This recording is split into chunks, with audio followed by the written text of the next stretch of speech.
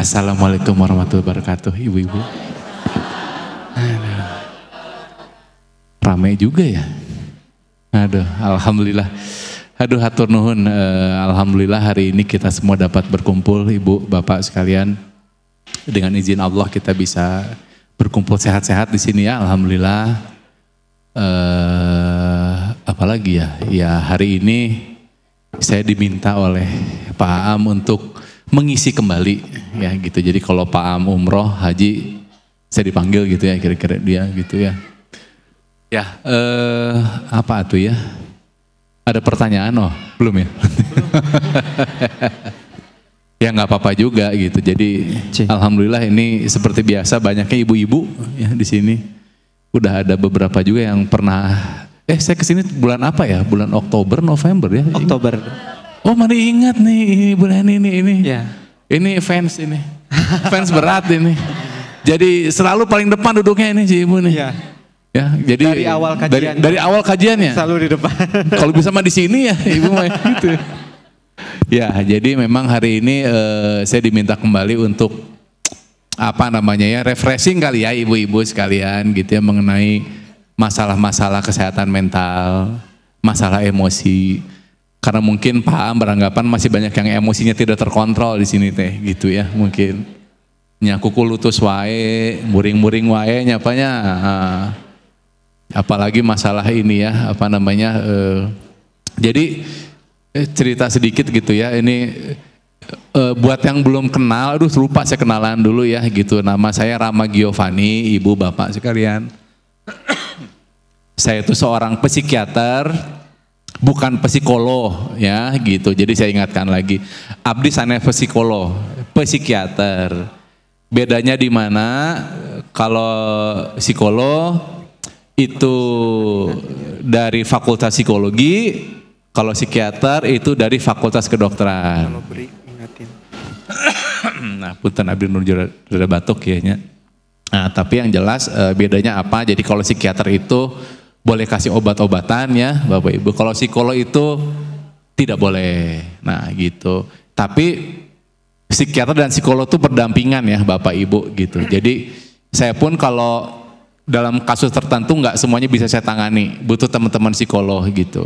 Dan psikolog pun begitu, saling membantu ya. Termasuk Bapak Ibu suami istri saling bantu ya gitu. Jangan saling tuduh aja, ini banyak banget tuh. Saya sejak Oktober itu ya Ibu Bapak. Sejak ceramah pertama saya waktu itu di sini, itu nggak nyampe seminggu itu jemaahnya Pak Am banyak banget yang datang ke praktek saya, kaget saya tuh waktu itu gitu loh. Waduh, saya bilang, Bu terang di mana? Pak terang di mana? Kamari percikan di mana? Astaga, berarti betul. Banyak yang stres ternyata gitu loh. Waduh, jadi kesini tuh kayaknya kan rata-rata ya ini Bu, Pak ya. Orang-orang itu datang ke pengajian ya, ke apapun tausiah apapun itu ya, kebanyakan karena hatinya lagi nggak tenang ternyata itu. Jadi mencari kedamaian lewat spiritualitas gitu. Tapi ternyata nggak semua yang datang ke sini nggak beres masalahnya gitu loh. Karena Pak Am pun sering cerita sama saya gitu. Dok, iya mah cenah ada ibuna curiga wae ka salakina cenah. Abdi liar ya cenah ka dokter we cenah ya mangga gitu. Ya gitu. Jadi luar biasa ya, terutama memang masalah yang paling sering adalah ini pasangan memang Bapak Ibu gitu ya. Jadi waktu saya sekolah dulu Bapak Ibu ya gitu. Ini belum masuk ke materi ya, santai aja dulu ya materinya ya. Kalau Ibu Bapak punya pertanyaan langsung aja ya disiapin nih. Saya siapin ini aja lah, saya mau ngejawab aja hari inilah. Hari materi mah bosennya Pak Bu gitu ya. Kuliah deui, dari mah bukan kuliah ya. Gitu mangga di badan narasi. Jadi apa namanya waktu saya sekolah dulu Bapak Ibu ya, saya tuh tahun berapa tuh ya 2008 sampai 2012 ya waktu zaman sekolah. Itu kalau ada yang istilahnya stres gitulah ya, punya depresi, punya cemas, biasanya masalahnya antara ekonomi ya dan kehilangan orang ya. Jadi misalnya ibuna meninggal, bapakna maut gitu. Nah, itu stres tuh, sedih. Atau ekonomi bangkrut gitu. Ya, itu sedih. Sekarang yang gitu hampir nggak ada. Ya, masalahnya adalah apa? Pasangan. Bapak nyandung lah, iyalah anu lah, ibuna iya cek saya teh. Jadi kadang-kadang saya suka rada risih gitu Bapak Ibu. Karena masalah pernikahan tuh masalah yang sangat sensitif gitu ya. Iya dibuka-buka ke saya gitu. Aduh saya bilang teh aduhnya gitu. Maning sangat luar biasa karena tapi satu hal ya ini sebelum saya lupa gitu. Karena salah satu masalah yang paling sering datang ke saya itu masalah pasangan ya gitu. Suami istri ya gitu. Ya, di luar itu ya orang tua anak ya. Jadi pokoknya yang sekarang tuh yang banyak tuh pasti antara orang tua masalahnya pasangan sama anak murang kali. Nah, coba kalau di sini pasti ngerasanya gitu. Kalau punya masalah antara tiga, antara itu aja. Biasanya kalau masalah-masalah ekonomi gitu sekarang udah gak jadi masalah. Ya masalah tapi nggak pernah sampai kepikiran gimana gitu. Tapi begitu masalah pasangan Bapak Ibu ini luar biasa gitu. Makanya saya selalu ingatkan gitu kalau kita berpasangan ya gitu. Yang sudah menikah ini udah pada lebih sepuh dari saya ya gitu. Saya juga malu ini ngomongnya sebenarnya. Saya selalu bilang menikah itu relationship saya bilang. Relation ya gitu. Bukan ownership. Nah jadi relation. Berelasi. Bukan owner jadi bukan saling memiliki. Tapi saling membantu. Nah itu yang jadi salah teh. Merasa ini teh punya saya, itu jadi masalah, ya. Ditambah masalah-masalah ekspektasi nanti gitu loh. Jadi masalah-masalah ekspektasi biasanya, ya. Hayang si bapak teh kieu, hayang bodak kieu. Nah, salah satu hal yang membuat terjadinya masalah-masalah itu ekspektasi segala macam, karena salah satunya belum mengenali fitrahnya diri. Ya mengenali dirinya begitu. Makanya akhirnya saya mau membahas masalah fitrah dan jati diri. Kenapa? Karena salah satu dasar kita jadi stres karena kita tidak bisa mengenali fitrah diri dan fitrah orang sekitar kita. Gitu. Ya, gitu. Termasuk bagaimana fitrah suami kita, fitrah istri kita dan fitrah anak kita beda-beda. Nanti gitu. Ya, kebanyakan orang tua itu nanti merasa anak itu kurikulum orang tuanya gitu. Ya, pokoknya maneh jadi dokter. Jadi iya, kan orang tua zaman dulu mah begitu ya. Kalau profesi itu harus yang jelas gitu. Jelas, jadi dokternya nah, meh beunghar, meh sugih gitu. Padahal mah pikir-pikir dokter saya nonggeng, Bu belajarnya Pak, Bu ya gitu. Jadi kalau ada pengen anaknya jadi dokter ya, hati-hati udah belajarnya nonggeng. Capek, bener. Saya juga gitu ya. Nanti saya ceritain lah. Saya hari ini mau cerita pengalaman aja gitu. Ya, nah jadi terus gimana tuh caranya kita mengenali diri? Nah, nanti kita bahas gitu. Ya, tapi yang satu pasti dulu gitu kita bicara kesehatan mental lagi, Bapak Ibu. Tolong diingat kembali. Ini faktornya bio, psiko, sosial, kultural, spiritual. Jadi semuanya banyak, tidak bisa dari iman saja gitu. Karena saya sering bincang juga dengan Pak Am begitu ya, Pak iman teh naon Pak, saya bilang begitu ya. Kenapa saya nanya ini? Karena kebanyakan ini orang tua yang masih belum paham gitu ya, itu selalu mengaitkan masalah-masalah emosi dengan iman. Nah, mana mah kurang iman cina, ya kurang sholat cina begitu.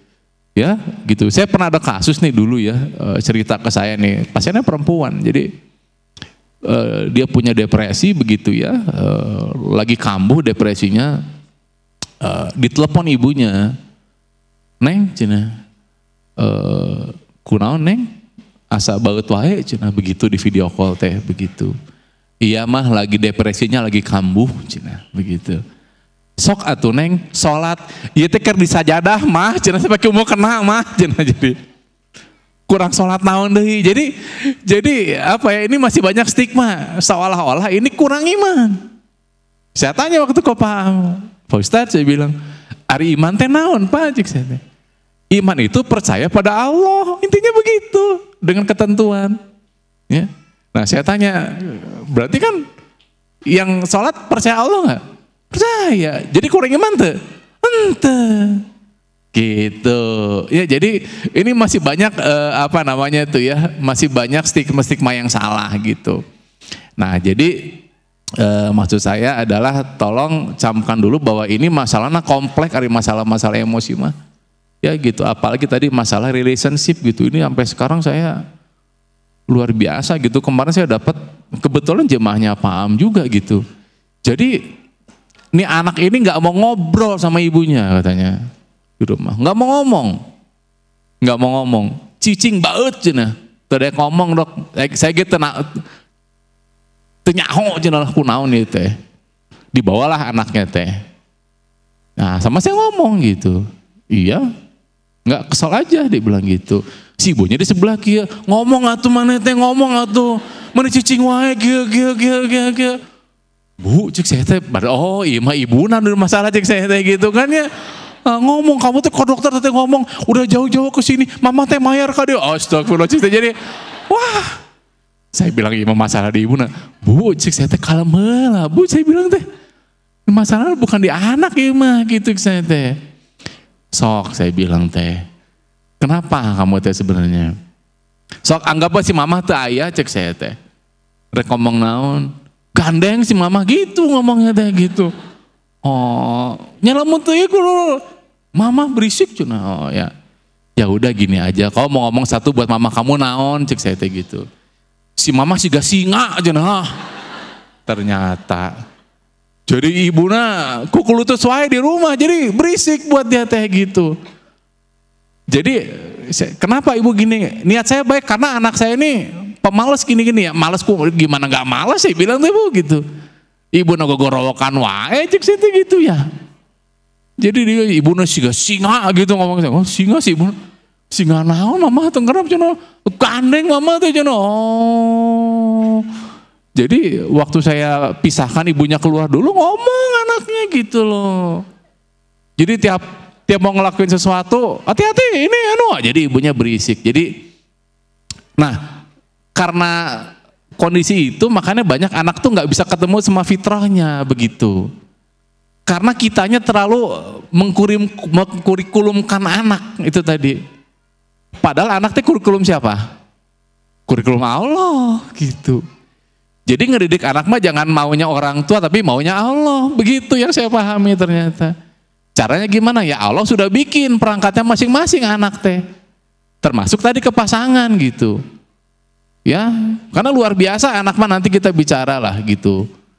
Ya, misalnya gini lah, saya kasih contoh bagaimana orang tua mengkurikulumkan anaknya ya, begitu.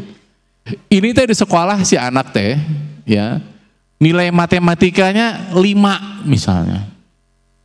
Nah, rata-rata kalau anak nilainya 5 ya matematik, kita suruh ngapain sih? Disuruh les. Nu bener gitunya. Iya masih gak bapana Cilepeung matematik nah iya mah gitu. Sok itu nanti ibu-ibu teh kadang-kadang teh. Iya masih gak bapana ngitung ge teu palek ieu mah cenah. Ngitung duit ge leungit cenah pantes we cenah. Si bapak ieu turunan bapak. Oh ya nyalahkeun we ke bapaknya sok gitu. Ya padahal memang bukan di situ kemampuannya mungkin. Nah kembali lagi tadi gitu. Ya kita suruh les biar apa? Biar bagus.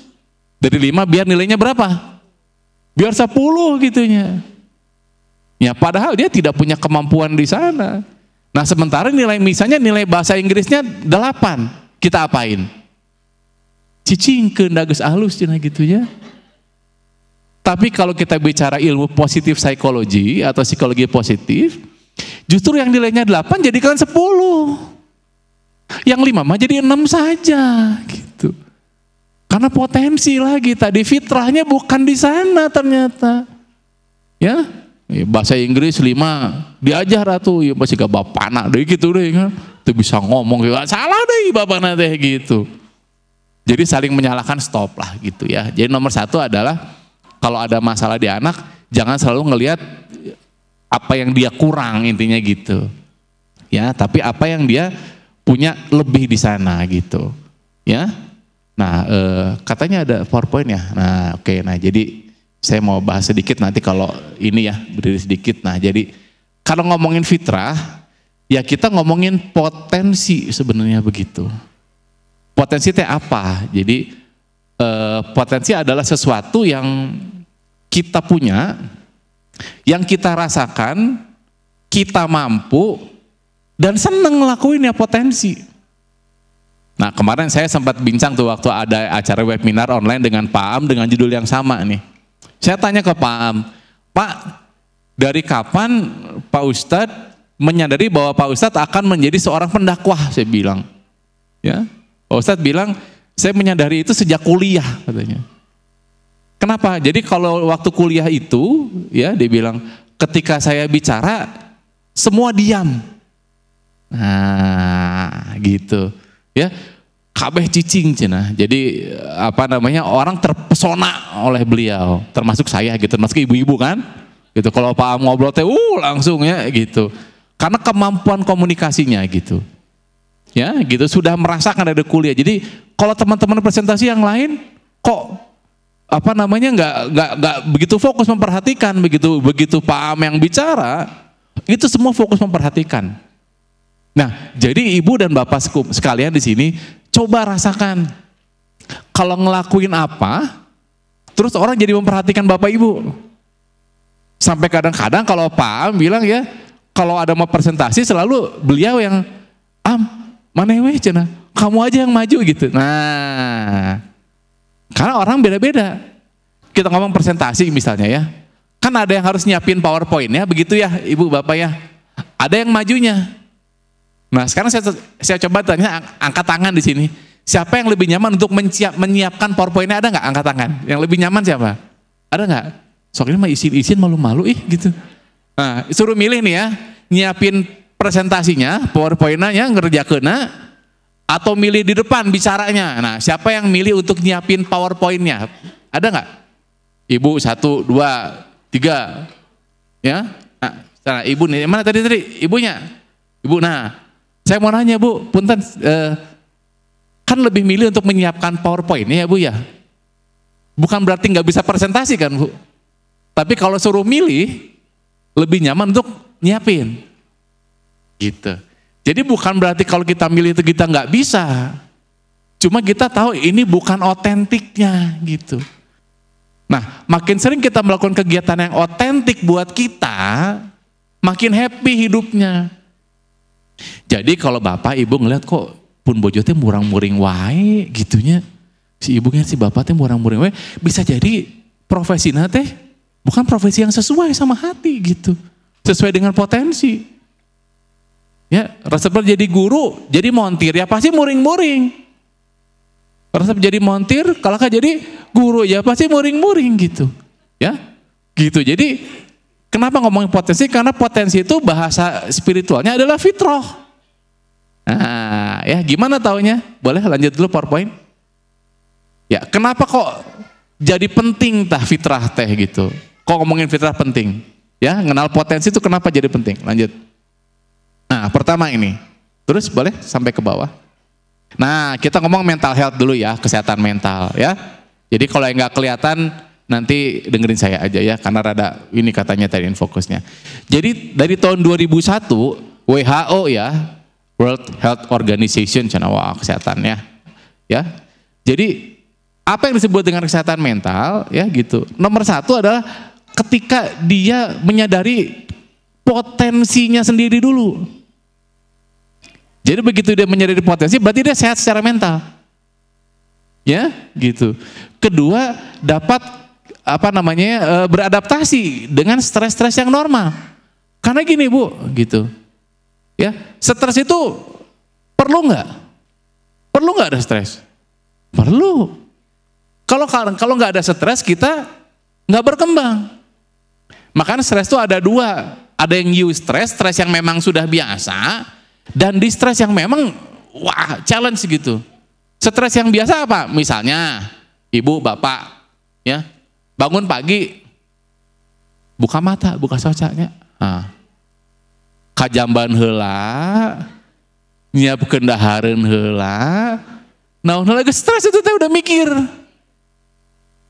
langsung mikir.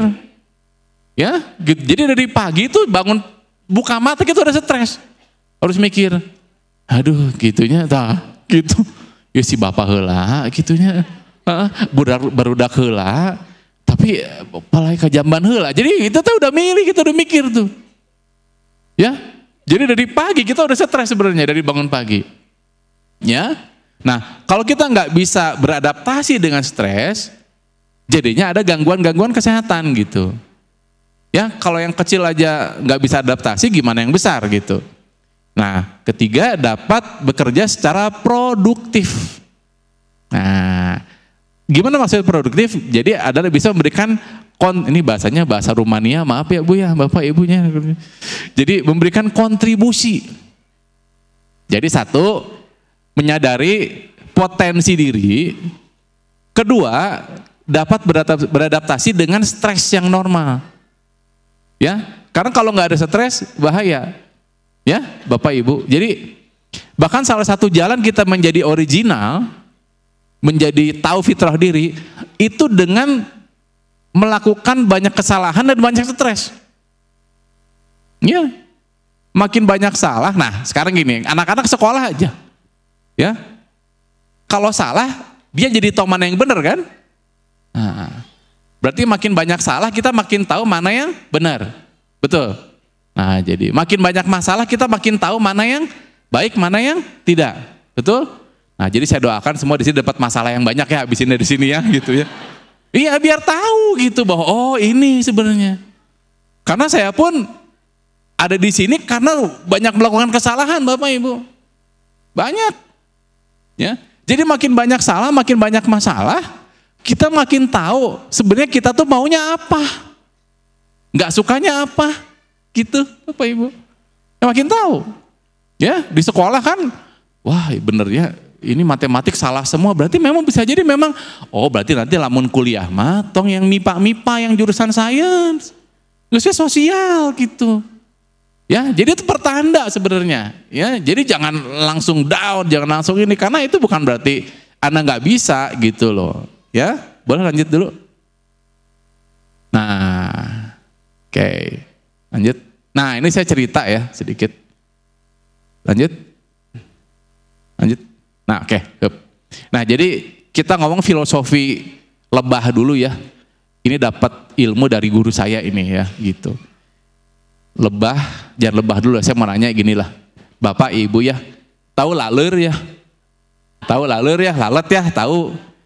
Nah, kalau kita ngomong lalat, ke Bapak dulu nih gitunya. Si Bapak semangat pisan ini Bapak nih ya gitu. Lamun ngomong laler Pak, nu kabayang naon sih? Geuleuh. Naon sih? Menjijikan. Naon deui? Kotor, naon deui? Naon deui? Penyakit ya, nih lalat. Ya. Seolah-olah geuleuh. Dari Ibu sama jijik juga laler? Geuleuh.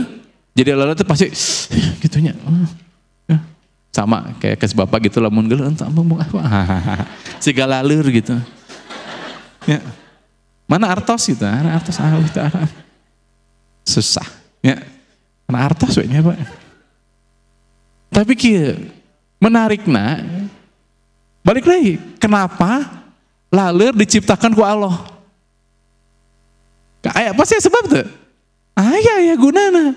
Sageuleuh-geuleuhna urang ternyata lalat teh punya ya fitrah yang luar biasa.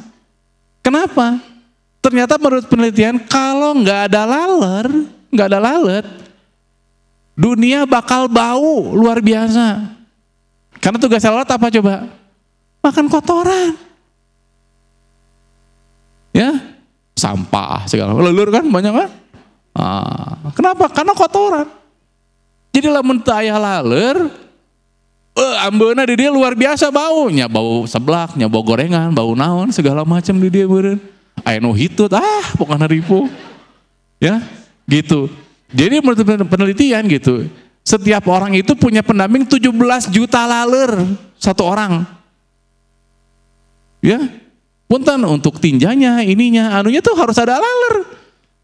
Kalau nggak siapa lagi yang mau makan itu coba? Nggak ada. Jadi walaupun geuleuh ternyata lalat itu sangat luar biasa dalam ininya gitu loh. Ya dalam tugasnya. Nah, Yang kedua ada lebah nih, ya gitu, ya tawon gitu ya, gitu. Nah kalau nggak ada tawon, kan kayak ini juga tawonnya gitu ya, serem ya, gigit segala macam kan gitu. Tapi ternyata kalau nggak ada tawon, itu nggak akan ada yang namanya buah sama sayur di supermarket, di pasar nggak akan ada.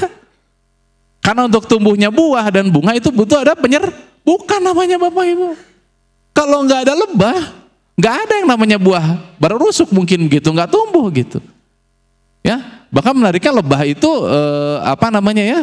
Yang perempuan punya tugasnya, ada ini, jadi nggak pernah ketukar. Kenapa saya bahas ini? Simple. Kenapa? Lebah mah tidak pernah ngerjain tugasan lalat. Dan kenapa lalat nggak pernah ngerjain tugasnya lebah? Kenapa? Nah, tarapahili. Ya, kenapa nggak tarapahili? Hari manusia kan pahili wayanya gitunya. Salah milih jodoh lah nanti gitunya Pak Bunya gitu. Padahal mah dulu gitunya. Kayaknya kamu satu-satunya gitunya. Kamu jodohku ya gitu. Udah 10 tahun kayaknya kamu bukan jodoh saya. Kumaha gitu ya. Ada manusia mah gitunya. Saleh memangnya 10 tuh pas lagi bogoh mah kamu satu-satunya gitunya. Hanya kamu gitu. Kamu kayaknya jodohku. Kayaknya kita jodoh deh gitunya gitu. Kalau anak-anak pas udah 10 tahun kayaknya kita nggak jodoh deh. manusia. Oke, lanjut dulu. Nah, jadi kan artinya tiap orang itu punya maksud dan tugas di sini. Jadi kenapa orang nyiptain meja, kenapa sih? Gitu. Kenapa orang nyiptain ini gelasnya buat apa? Ya, ada tujuan nggak? Ada. Apa tujuan sih? Ya, meja buat naruh gelas, buat naruh Quran segala macem. Gelas buat apa? Ya buat dipakai minum. Lain buat ini ke jelemanya gitu, lempar ke jelema kan gitunya. Takol, baledok, gitu si ibu tuh. Nah ini berarti sedang baledok nih ibu nih. Gitu. Jadi kalau kita nyiptain sesuatu aja ada maksud, ada tujuan. Masa Allah nyiptain kita nggak ada maksud, nggak ada tujuan, bener nggak? Gitu dulu ya. Jadi kenapa kok bahkan lalat aja ada yang nyiptain? Kecoa aja udah nyiptain. Kenapa gitu? Jadi pasti ada maksudnya. Nomor pertama untuk tahu fitrah, tolong pahami dulu bahwa kita tuh di sini di dunia teh ada maksud gitu. Ada maksud. Termasuk Bapak Ibu sekalian gitu. Lanjut. Ya. Oke. Nah. Lanjut. Nah, oke. Nah, jadi harus sepakat dulu ini teh ya. Kita sepakat dulu kita. Ibu Bapak di sini yakin tuh ciptaan Allah? Yakin? Nah, yakin, bagus. Kalau nggak yakin ya nggak apa-apa, artinya kan gitu. Nah, ari namanya potensi fitrah itu teh karena dilatih atau udah ada dari lahir? Ayo, kira-kira udah ada atau kudu dilatih heula? Oke, nanti kita bahasnya. Nah, dilatih atau ya. Karena memang luar biasa gitu ya. Jadi kalau dalam dunia psikologi itu ada yang disebut dengan nature ya, alami, dan nurture, dipelajari nanti. Oke, lanjut dulu. Nah, oke, nah sekarang gini ya. Ini contoh. Ibu di rumah, bapak di rumah, di depan ada orang. Berdiri aja gitu kayak begini. Kira-kira kalau ada orang di depan, ya kita pasti nanya alasan kan? Badai naon Kang? Di depan, betul? Gitu. Ya, enggak. Di sini aja diem. Badai ngarampok, ente. Badai diem aja dia gitu. Ya, gitu. Karena memang kita ngerasa bahwa kalau ada orang, berarti ada maksud nggak dia datang ke situ? Ada, gitu. Tapi kalau ditanya, enggak, Cina. Diam aja di sini, gitu. Ya, bingung nggak? Bingung. Nah, jadi kalau lihat yang tadi namanya tugas, untuk tahu ya, Bapak Ibu ini tugas bener buat kita atau enggak? Jawabannya ini, untuk bantu atau untuk ganggu. Nah sekarang kalau ada orang di depan walaupun nggak berbahaya nih, yang tenyolong tenaun cicing di depan rumah, di depan pintu ibu bapak, ya ganggu atau bantu itu? Ganggu. Nah, jadi bukan masalah nyolong segala, tapi ganggu nggak gitu, atau ngebantu. Oh iya ternyata, iya saya dari petugas PLN ngebantu, itu jelas bapak ibu manggil gitu kan. Nah jadi nomor satu kalau mau tahu ibu bapaknya sudah sesuai dengan fitrah kerjanya ya, tanya, saya jadi banyak bantu orang atau ganggu orang, nah gitu ya. Lalu banyak ngeganggu di kantor jadi kuku lutus ya gitu, muring-muring, diomongkan batur, nah itu kan berarti sudah mulai ganggu gitu, ya gitu. Karena memang apa namanya, kalau kita mau bantu ada rasa apa ya, happy-nya gitu nanti bapak ibu, ya. Jadi ingat kalau mau ngerjain fitrah itu tanyakan, ini bakal bantu atau ganggu? Karena banyak orang niatnya bantu malah jadi ganggu, banyak gitu nih, banyak. Jadi tanyakan dulu, kita bakal bantu nggak nih? Kalau nggak ngapain gitu, ya. Lanjut. Nah, oke, lanjut. Nah, jadi yang namanya sukses itu banyak nerima atau banyak ngasih.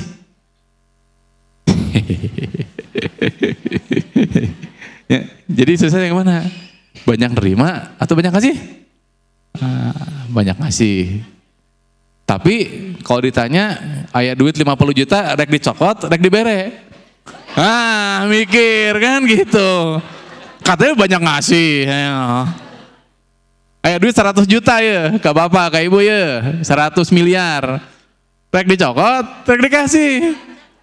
Lo cokot anda kue gitu. Ya karena lanjut. Karena sebagai manusia adalah mereka yang bermanfaat. Jadi kalau diambil sama kita semua lebih manfaat nggak dibanding kita ngasih? Enggak. Jadi makin banyak ngasih, terus jangan dikasih semua ya, tapi kita juga punya kebutuhan ya bapak ibu ya gitu ya. Tapi yang penting adalah memberikan manfaatnya gitu loh. Jadi ada penelitian waktu itu dari, kayaknya di Amerika di mana lah saya lupa. Jadi ada seorang host ya di Amerika namanya Oprah Winfrey ya, terkenal banget dia, pembawa acara di Amerika ya gitu. Jadi waktu dia melakukan eksperimen sama keluarga nih satu nih, kan Oprah Winfrey itu sangat benghar lah, sangat sugih lah, luar biasa, uangnya banyak ya. Dia kasih waktu itu $50.000, berapa tuh? 500 juta ya. Ya, 25.000 itu dikasih ke keluarga untuk dihabiskan berlibur bersama. Yang $25.000 tolong kasih ke yang nggak mampu, gitu. Eksperimen, ya. Jadi yang 250 juta dipakai buat jalan-jalan, buat hura-hura. Yang 250 juta dipakai buat memberikan kepada yang tidak mampu. Nah setelah ada pengalaman, sama Oprah ditanya, lebih bahagia yang mana? Pas ngasih, mereka bilang gitu. Jadi ternyata ketika kita memberikan itu banyak rasa happy-nya lebih luar biasa ya, termasuk memberikan energi kita untuk Allah lah, istilahnya begitu bapak ibu. Karena yang nyiptain kita siapa? Allah. Berarti kan kita dikasih perangkat untuk melayani Allah. Iya, melayani hawa nafsu kan banyaknya begitu ya bapak ibu ya, melayani ego. Tadinya ada uang 50 juta, candak we cek si ibu ya. Candak we lumayan ke modal gitu kan gitu ya. Oke, lanjut. Ya, kontribusi produktif, lanjut. Nah, lanjut. Aduh, ini nggak kelihatan ya gitu ya, nggak terlalu kelihatan. Kayaknya kita skip aja dulu ya. Lanjut aja dulu, lanjut. Ya. Nah, ntar. Nah. Jadi udah skip dulu deh, kita jangan bahas ini deh, pusing ya nanti. Oke, lanjut dulu. Nah ini tadi ya saya bilangnya gitu. Jadi kalau moto fitrah yang baik buat kita, itu lihat motivasinya, ekstrinsik atau intrinsik. Mau naon cenah ekstrinsik intrinsik tehnya. Boleh lanjut. Nah jadi apa artinya? Kalau ekstrinsik itu dari luar motivasinya, dititah karek, ya, disuruh ini mau gitu ya. Jadi hasilnya karena kita melakukan sesuatu di luar disuruh. Nah itu ujung-ujungnya apa? Nyari promosi, jabatan, bonus. Nah kalau intrinsik dari dalam itu ada rasa-rasa apa namanya tuh ya, kenikmatan. Jadi gini Pak Bu, saya tuh punya temen Bu Pak gitu, dokter perempuan ya, teman baik saya lah gitu. Nah jadi saya tahu tuh dari zaman kuliah, memang kayaknya nih anak nggak pernah nyaman gitu kuliah kedokteran teh. Walaupun secara nilai IPK jauh di atas saya Bapak Ibu. Ya gitu. Jadi untuk tahu aja ini mas, saya bukaan gitu ya. Jadi waktu saya kuliah kedokteran itu Bapak Ibu ya, jadi dokter itu IPK saya ya yang pernah itu 3,1, kecil. Kan paling tinggi 4 ya gitu. Nah teman saya ini IPK-nya 3,7. Berarti kan pinter ya? Benar nggak Bu? Tapi lamun disuruh meriksa pasien, pasti dorong-dorong saya gitu. Oh mana ya, cina mana ya, orang meriksa gitu kan aneh buat saya. Kan saya IPK lu tinggi loh saya bilang. Soream cina mana ya gitu. Ada tuh. Ya, nah menariknya saat ini dia punya toko roti Bapak Ibu. Ya, di Dago lagi. Ya, boleh di browsing namanya Sarai Bakes tuh saya pernah. SARAEBAKES, Sarai Bakes. Rotinya roti-roti gandum sama vegan tuh, roti sehat gitu. Udah lumayan sukses tuh sekarang dia tuh jadi pengusaha tuh, dokter. Terus saya ingat waktu itu waktu dia mau memulai usaha, dia sempat telepon saya waktu itu sama suaminya, telepon saya gitu. Kang, orang stres cina. Stres naon kamu teh? Iya cina si mama cina. Kunaon si mama? Minta orang praktek deui. Hah? Si bilang, kebayang teh seorang dokter IPK 3,7 disuruh praktek kalah ka stres, kebayang teh? Ya, lulusan kedokteran IPK 3,7 titah praktek kalah kalieur. Kalah ngageder, kesangan luar biasa. Kunaon? Ya si mama cina ya nita lebar cina. Terus kunaon? Ya punten saya teh ijazahnya geus teuing di mana ijazah cina asak burujuk gitu. Kebayang tuh. Dokter ijazahnya geus teuing di mana cina. Karena memang sudah lama dia usaha gitu. Jualan tas, jualan donat segala macam sampai sekarang yang settle-nya itu. Nah, tapi akhirnya waktu saya ngobrol, bicara dengan keluarga, ngobrol sama ibunya ya sayang atuh Kang, cina anak saya udah kuliah dokter, nggak dipakai ilmunya gitu ya.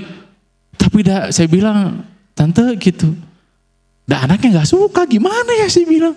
Dari zaman kuliah saya hafal sih, emang memang terasa menjadi dokter gitu. Ya, akhirnya ibunya ya udahlah, gimana mbak aja gitu. Kalau mau yang penting happy kan gitu ujung-ujungnya, bapak ibu mah ya. Nah terus saya nanya, terus makanan mana yang jadi dokter? Saya kan bener ngomongnya ini, di mana jadi dokter? Naon atau hikmah aja sih. Jadi gini ya Kang, cerita ke dia masalah ini nih, ekstrinsik dan intrinsik. Jadi waktu jadi dokter tuh motifnya hanya ekstrinsik gitu.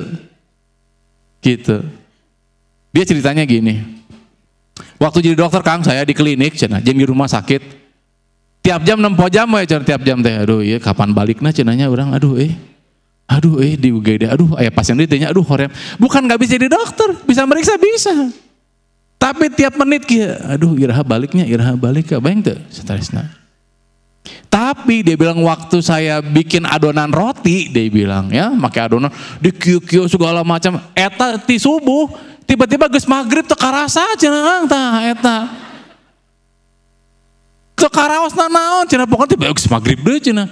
Asa karek cenah gitu. Ya, tapi jadi dokter tiap jam aduh stresnya luar biasa. Itu bedanya motivasi yang ekstrinsik dengan yang intrinsik. Jadi kalau bapak ibu masih kerja, masih lihat kieu jam, aduh iraha baliknya gitunya. Atau misalnya nungguan poe Jumaah we gitu kan gitunya. Kan gitunya orang-orang kita mah begitu. Contoh orang bekerja ekstrinsik teh eta. Pas hari Jumat malam, yes gitu. Alhamdulillah. Weekend, nah kan NGIJ teh nya nyuhun Gusti ieu Jumaah cenah gitu. Wah, meni happy Jumaah teh. Karena liburan Sabtu Minggu. Ya? Gitu. Jadi Jumat malam yes, Minggu malam tepok jidat deh, aduh isuk gawe deh Senin aduh gitu kumahanya. Nah itu berarti masih ekstrinsik. Kalau intrinsik mah mau kapanpun dia siap. Istilahnya taya artosnya ge siap lah gitu. Nah, betul. Siga saya hari ini ke sini, oh siap langsung gitu. Dibayar ge siap gitu. Tapi dibayar ya? Nih. Oh dibayar. Oh ya. Enggak, tahunnya enggak. Bener ya. Enggak, saya bilang udah siap langsung. Karena resep gitu. Tapi kan enggak semua orang senang untuk berdiri di sini ngobrol, enggak semua senang. Kan pasti ada yang senang dengerin aja gitu. Cukup.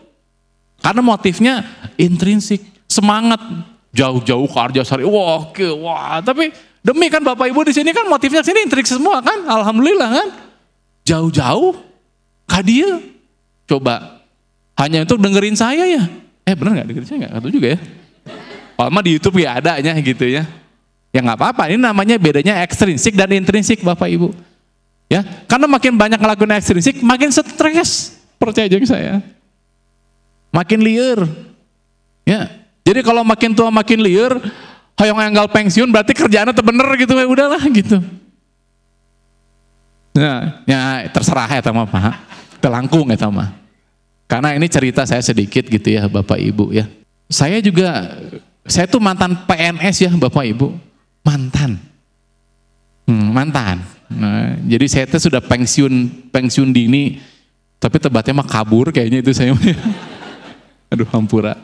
Jadi saya waktu jadi pegawai negeri itu dari tahun 2013 ya sampai sebelum pandemi COVID waktu itu ya gitu. Jadi motifnya ya ekstrinsik gitu. Anu penting mah aya damel, aya pasien, aya iya. Bukan berarti saya jadi PNS nggak bahagia, nggak bisa ngerjain, nggak bisa. Tapi justru saya banyak mendapatkan pelajaran jadi dari pegawai negeri gitu. Ya, karena jadi pegawai negeri saya banyak bisa cerita gini Bapak Ibu sebenarnya gitu. Ya, jadi memang saya waktu jadi PNS tuh nggak pernah ngerasa apa namanya tuh ya, bukan happy ya. Kok nggak pernah nempel gitu rasanya gitu tah. Ya tadi nungguan Jumat gitu tah. Alah gitu jam berapa beresnya satu beres ya pesen teh. Aduh bukan saya nggak bersyukurnya Bapak Ibu. Waktu saya masih jadi pegawai negeri ya di Cianjur waktu saya gitu ya, itu pasien teh sadinten tiasa 70 Bapak Ibu, pernah 150 liur. Artos saya kasih namanya seueur dah enak. Kalau pegawai negeri dokter dehnya aya gaji, ya aya tunjangan, remun, bisa buka lapak deh kan, nah luar biasa. Ada secara finansial, keuangan nggak ada masalah Bu. Tapi kok hati teh, nah ada yang nggak bener gitu. Sampai suatu hari saya memutuskan udahlah gitu, ya berani gitu. Datang ke BKD, Bu saya mau pensiun di ini, kia. Dok can waktuna, teuing ngurus cuk saya telah pokoknya saya pensiun cuk saya lieur saya. Ternyata bukan masalah kerja jadi dokternya. Saya itu tidak suka kerja di sistem, saya baru tahu. Makanya sampai sekarang saya selalu menolak kerja di rumah sakit. Nggak mau, ya betul Ibu, saya nggak suka diatur ternyata. Teresep saya iya. Makanya cara menjadi saya tuh dimarahin dulu sering kenapa? Jadi waktu jadi pegawai negeri Bapak Ibu ya gitu. Saya satu-satunya dokter yang tidak pernah pakai baju PNS saya Bapak Ibu. Liur kan? Edan cina jadi bupati meureun gitu. Pernah ketemu bupati waktu itu ya Pak Herman saya ingat. Dok, apel? Aya pasien cek saya gitu. Padahal nggak ada. Jadi saya pokoknya ngabur aja saya gitu. Tidak pernah nyaman pakai baju PNS saya. Sampai sekarang masih ada di rumah tuh nggak pernah saya pakai. Demi Allah kayaknya. Demi Allah temenangnya. Tapi bener saya kayak bingung kok. Tapi ya kadang-kadang merasa tidak bersyukur. Kenapa? Banyak rencangan bela-belakan jadi PNS teh gitu. Alhamdulillah gitu berkat doa Bapak Ibu saya sebenarnya saya kan saya teh dosa tuhnya gitu data hemat teresep jadi PNS teh gitunya. Tapi kan ternyata ya punten ya iya mah jadi bukan ngejudge ya. Kan banyak orang Sunda masih merasa gitu ya. Jadi PNS ngeunah tiap bulan ayahnya gajina gitu ya. Ya, aman cenah. Palma teu aman cek saya sakitu-sakitu kene gitu kan. Gitu. Jadi ya begitulah namanya apa ya orang tuh ya. Ya bukan nggak boleh jadi PNS, boleh karena saya kan di sini banyak yang PNS juga. Ya nggak apa-apa kalau senang mah gitu. Adik saya kan nggak pernah merasakan kenikmatan, Pak Bu. Bahkan menariknya lagi, ya selama jadi dokter, saya tuh paling nggak suka. Ini lucu sih. Saya tuh nggak pernah suka pakai jas dokter, Bapak Ibu. Asa hareudang saya pakai jas dokter gitu. Selalu dibuka sampai sekarang saya. Sejak keluar dari PNS saya nggak pernah pakai jas dokter lagi. Kecuali kanggo foto-foto, penting ya mau nggak mau itu malah ya saya foto gitu ya. Tapi secara rasa hati itu saya tidak bisa, nggak nyaman. Maksudnya apa? Jadi kadang-kadang Bapak Ibu sekalian, kan katanya Allah lebih dekat dari urat nadinya. Sedekat apa sih? Eta deketnya. Masih tanda-tanda kayak gitu. Kadang-kadang kita nyanyi sok cilepeung gitu kan, naon lah lawan weh kieu. Tapi kadang-kadang tanda-tanda begitu menunjukkan bahwa oh itu cara buat saya ieu mah nya, cara Allah berkomunikasi dengan kita kan nggak mungkin pakai suaranya hei Rama gitu. Coba keluar kan nggak gitu ya. Pakai tanda-tanda yang ada di tubuh. Jadi Bapak dan Ibu sekalian juga belajar apa ya? Mempelajari bahasa-bahasa tubuh. Karena gini, Bapak bohong sama ibu bisa, bohong sama anak bisa, ibu pun bohong sama bapak bisa, sama anak bisa, tapi bohong sama diri sendiri, malah bisa. Jadi kunci pertama ketemu fitrah, entong nggak bohong jeung diri sorangan, entong nggak bohong jeung diri sendiri. Karena ya emang susah, hawa nafsu deh kan, tah si ibu. Kenapa? Ada hawa nafsu memang itu musuhna manusianya. Dari awal Adam kayak gitu, nya, betul? Nggak boleh apa dulu teh? Buah huldi. Tapi di pasar aja tuh buah huldi. Jadi buah naon itu teh? Simbol hawa nafsu ya dari yang pahami. Jadi manusia tuh selalu mengikuti hawa nafsu. Tah, cek Allah teh dihukum. Nah, itu. Kok jadi kesini bukan mau ceramah saya maunya. Lanjut dulu, lanjut. Ya ini mah sedikit data lagi ya gitu. Jadi dari Amerika Gallup ini ya bilang bahwa ya banyak orang nih intinya salah jurusan. Ya gitu. Jadi nggak ada orang apa ya apa namanya ya college graduates ya, lulusan kuliah. Zaman saya dulu ya Bu ya. Saya kan punya teman di IPB ya, Institut Pertanian Bogor ya. Ya. Itu paling banyak kerja di mana? Tahu nggak? Institut Pertanian Bogor. Data paling banyak kerja di bank. Kan aneh. Jadi buat apa tuh kuliah IPB-nya? Ah biar sarjana weh gitu. Jadi buat gelar Bapak Ibu sekalian. Ya lanjut dulu. Ya ini lanjut aja. Ini tadi udah kita bahas. Ya. Ya lanjut. Nah di sini ada kata ini ada kura-kuranya. Katanya practice make perfect. Wah, kalau kita latihan, kita sempurna. Tadi saya ngobrol sama Ustadz Aan di belakang. Tadi cerita mungkin ada ibunya di sini nih. Jadi karena sering jualan yogurt katanya gitu. Ya sering jualan yogurt. Jadi sekarang yogurtnya tuh dibikin ada buah ini kreasi. Jadi tiap hari tuh ini yogurt katanya. Ya meneliti tentang yogurt sampai tahu mana rasa yang paling enak ini segala macam. Karena dia practice. Ya, karena dia latihan. Ya, katanya practice make perfect.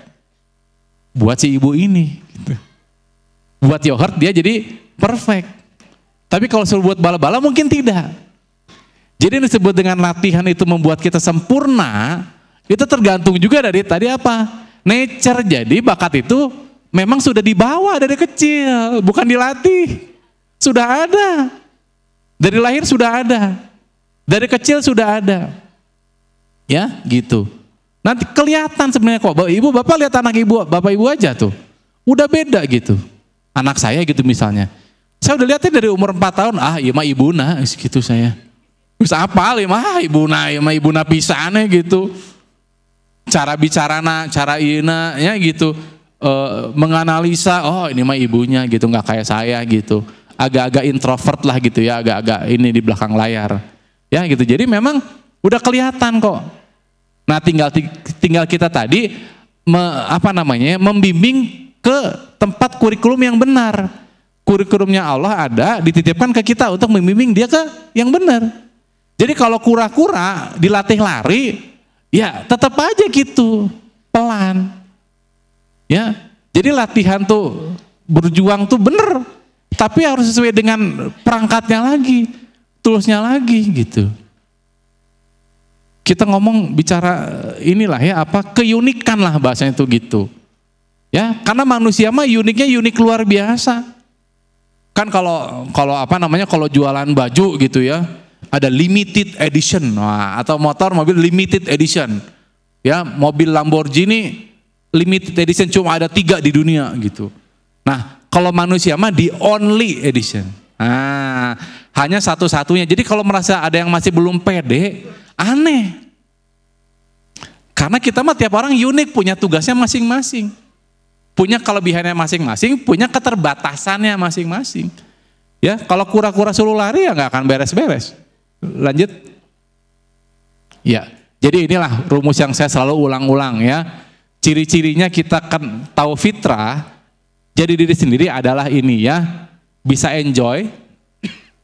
Enjoy itu tadi ya, kayak tadi saya dengar dari Pak ya, ibu yang buat yogurt seharian, teman saya yang buat adonan roti luar biasa, dan saya punya teman ya, bahkan saya waktu jadi dokter itu ya Bapak Ibu, saya udah tahu saya mual bener kalau disuruh ngoperasi, nggak bener. Jadi saya ingat di sini ada yang profesinya bidan nggak? Ada ibu bidan nggak di sini? Nggak ada, bidan nggak ada. Oh ibu bidan nih ya. Jadi ini saya cerita sedikit nih. Bahkan saya waktu belajar di kandungan kalah sama Bu bidan. Jadi waktu itu saya lagi stase namanya ya. Saya ingat masih koas. Ya. Hari pertama kita ke rumah sakit Jejaring namanya waktu itu. Saya ingat tuh kejadian di Cibabat. Rumah sakit Cibabat Cimahi itu saya ingat. Jadi untuk jadi dokter tuh di koas tuh kita harus menolong partus normal minimal 5 kalau nggak salah gitu. Kalau Bu bidan mah 50 ya kalau nggak salah ya. 50 ya gitu ya. Harus normal ya gitu ya. Nah saya ingat tuh pertama kali saya diminta tolong persalinan partus. Ayo kamu katanya gitu, kata residen tuh dokter yang lagi ngambil spesialis. Oh siap dok, saya bilang gitu. Siapin ini oke. Saya bilang ya gitu. Mau ngelahirin nih. Udah siap saya kayak mau lari itu ya kan. Wah saya bilang gitu. Partus sih waduh gitunya. Ruas bukan waduh pertama kali ya gitu. Tapi saya ingat waktu itu teh, yang mau melahirkan itu sendirian. Kok sendirian? Saya bilang, saya ngerasain kegelisahannya tuh. Ibu nyalira, cik saya teh. Caroge di mana? Damel kene cina. Aduh, di mana Bu? Tebi di soreang cina. Oh, oke. Balik ka dia, mohon. Bu, putra pertama, dia pertama, tegang kebayangnya ibu-ibu muda. Waduh saya bilang gelisah tuh, mulai kontraksi tuh ya, nyeri itu. Waduh, makinlah dia teriak-teriakan nyeri ya, adanya kontraksi teh. Nah, kok di situ saya bukannya fokus pada persalinan. Apa yang terjadi? Saya ke sebelah ibunya, pegangin tangannya ibu, sing sabar, sing kuat, ayo napas. Residen puntennya ada mana cenah ka dieu cenah eta mah lain tugas mana ka dieu cenah Cilepeung mana tolong partus cenah gitu. Aduh saya bilang ya dok maaf cik saya teh gitu. Jadi insting saya itu bukan nolong persalinannya, tapi menenangkan si ibunya, kebayang tuh. Da mana teh lain salakina cenah gitu ka dieu cenah. Nah di situ saya ingat, bidana mana aja gitu, Bu bidan, cina gitu, kadia gitu. Datang Bu bidan teh, ayah naon, ya kalau koas saya cina dititah, pegangan ibu atau pegangan, oh cina ya gitu. Jadi kalau kamu melakukan tugas bidan, saya itu jeng perawat di sana gitu. Jadi di situ saya tahu bahwa saya itu bukan seorang dokter kandungan yang baik, ya. Waduh tegangnya itu pas, wah keluar, nuaya senaun cerik saya gitu. Alah berarti indung orang baheula kieu. Astagfirullah. Salah saya bilang Aduh. Waduh, ya itu pengalaman luar biasa Kang Wabdi. Bukan saya nggak bisa nolong persalinan gitu. Tapi saya tahu rasanya ini saya nggak kuat. Aduh, kalah kaceurik gue terharu. Salah cik saya teh. Udah di situ saya tahu bahwa saya nggak akan jadi dokter kandungan gitu. Bukan nggak bisa. Kakak ipar saya dokter kandungan, ya gitu. Jadi dia bilang bahkan waktu 2 SMP dia diajak bapaknya dokter kandungan juga, diajak bapaknya tolong partus SMA. Bahkan dia udah bersemangat, kayak nanti saya mau gini senang banget saya gitu loh. Jadi itu yang disebut tanda-tanda dari Allah bahasa kalbu teh gitu. Di bedanya kalau entong mana tong jadi dokter kandungan, Cilepeung mana-mana nanti kan bisa begitu saya. Gitu mamu. Karena rasa takutnya luar biasa saya. Ya, termasuk waktu saya di puskesmas itu, kalau malam-malam tuh kan ada yang persalinan juga tuh ya, teh ya. Persalinan apa? Normal bukan? Normal kau bidan we cek saya teh. Saya mah nanti ngarujuk we saya gila gitu. Aya we akal-akal dulu supaya pokoknya menghindari we pokoknya partus teh. Ya. Aduh. Jadi ternyata saya tidak menikmati gitu. Bukan gak bisa. Kabayang teh nolong persalinan kalah kaceurik kabayang teh. Ibu saya berarti kieu aduh hampura mah cek saya teh. Astagfirullah. Ya, termasuk bagian-bagian yang inilah, bagian-bagian yang menjahit-jahit juga saya nggak bagus, saya tahu gitu. Nggak ada semangatnya. Kalau dulu saya sebagai dokter kan ada hitanan ya gitu ya. Bisa hitan gitu. Tapi beres tilu, nanti teh biasa ada teman saya waktu perempuan ya yang di bedah sekarang tuh datengin saya, ingat waktu itu saya masih ada 7 lagi. Kang, aya deui teh nu rek di hitan. Aya tah sisa 5 deui, kurang we nya begitu. Jadi saking semangatnya dilakuin. Sok we, saya mah sok we terus. Tilu ge geus capek. Nyepitan teh ternyata buat saya jadi energinya luar biasa. Ya nggak suka saya. Di UGD ada yang luka saya ngejahitnya. Wah, mani lami ge. Sampai waktu ini senior saya sampai ari manehna naonan geus sajam cenah oh nya gitu saya gila. Padahal cuma 5 jahitan dikit, Bu. Yang orang-orang 15 menit beres saya hampir sejam.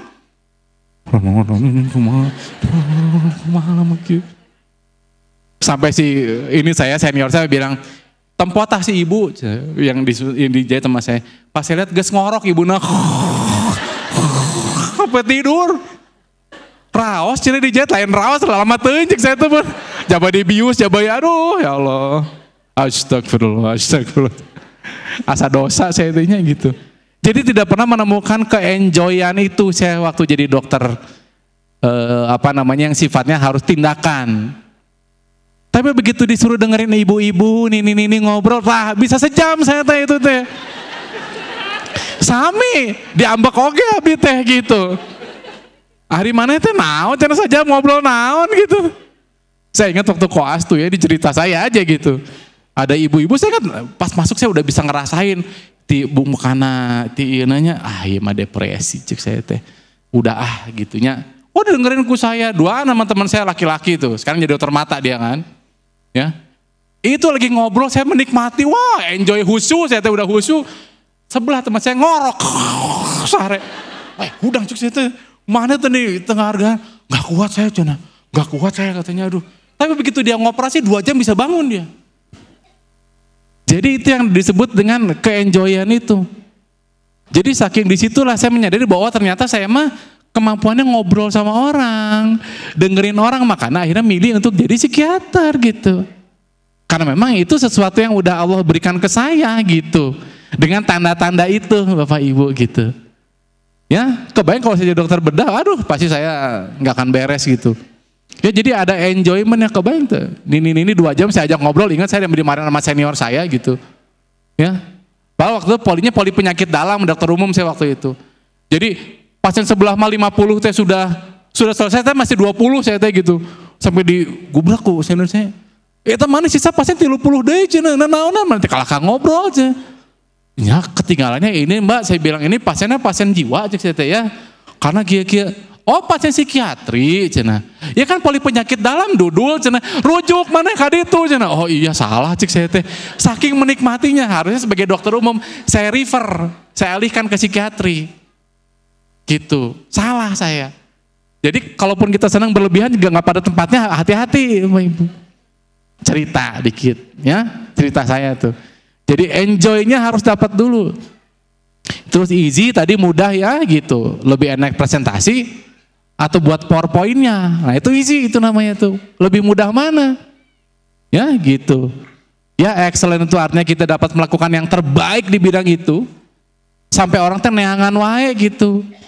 Ah gitu. Kasih akang weh, oh kasih iya weh, ah kasih itu weh, pasti ibu bapak pernah gitu ya. Lamun urusan motor, ah kasih iya, motor mah tah sih gitu. Lamun rek dakwah, ustaz ah sih iya gitu. Lamun misalnya di iya weh, aya dokter aya 5 kan pasti ibu bapak bisa milihnya. Ah dokter iya weh nya. Enak dah ngobrolnya enak gitu. Nu eta mah kukulutus wae cenah. Mere obat weh langsung enak gitu kan? Ah, itu mah ilustrasi ya. Dan jadi mendapatkan kepuasan secara psikologis ataupun finansial. Kayak saya hari ini psikologisnya ada, finansial ada ya. Aman. Nah gitu. Jadi gitu ya Bapak. Kebayang tuh udah mah senang dapat artos deh kan. Luar biasa. Jadi kalau kata Pak Gubernur mah ini hobi yang dibayar teh kieu gitu. Ya gitu. Kebayang nggak misalnya Pak Am jadi administrator gitu kan. Mungkin bakal muring-muring gitu. Udah begitu di sini duduk bicara kan luar biasa, semuanya langsung fokus gitu.